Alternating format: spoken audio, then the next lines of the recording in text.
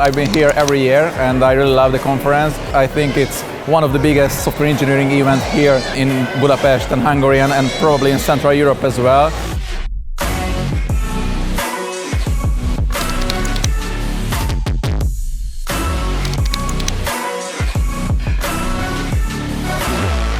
As one of the top leading companies in Hungary, we feel it's important to be here to present ourselves, to build community and, just have a networking with all the other professionals. You can try a couple of things here. Demo with cognitive services, so a little bit of AI. Our great demo with Azure databases. And you can try HoloLens with our great partners called 360 World, the mixed reality, the augmented reality with a real solutions.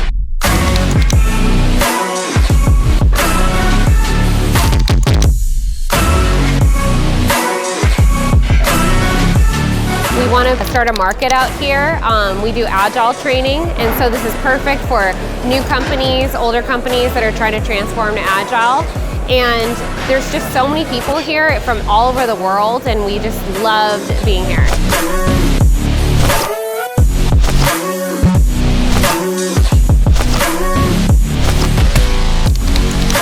We wanted to tap into the community and the high quality of engineers that are present here in Hungary.